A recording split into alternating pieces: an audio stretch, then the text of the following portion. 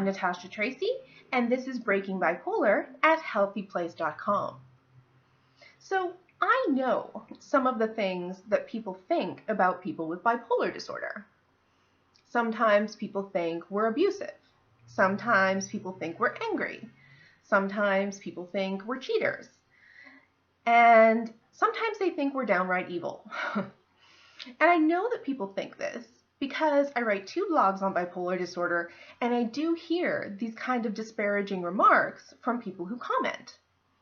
And I know that sometimes this type of perspective on bipolar disorder is really hard to forget.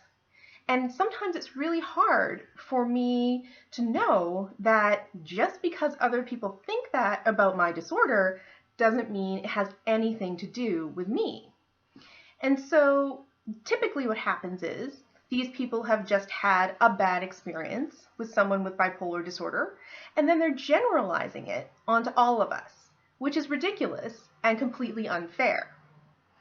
So I know that while it can be hard to separate yourself from what other people may think of you just because of your disorder, in other words, their own prejudice, it can be difficult to separate yourself from that, but it's really important that you do, because it's really important for everyone with an illness to realize that they are not what other people think of them.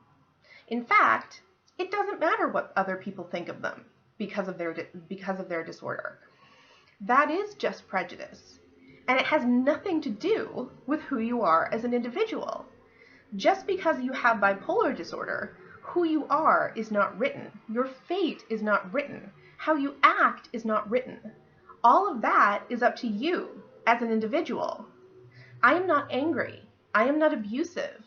I don't cheat on partners. I'm just not that kind of person. And it doesn't matter that I have bipolar disorder. Those things are simply true about me.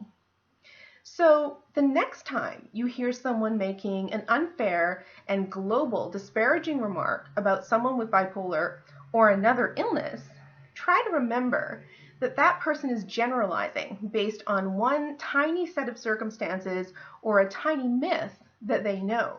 And it's not about you. It's really important that you maintain your own sense of self, which is outside of the illness and outside of what other people may think of that illness. My name is Natasha Tracy, and this is Breaking Bipolar.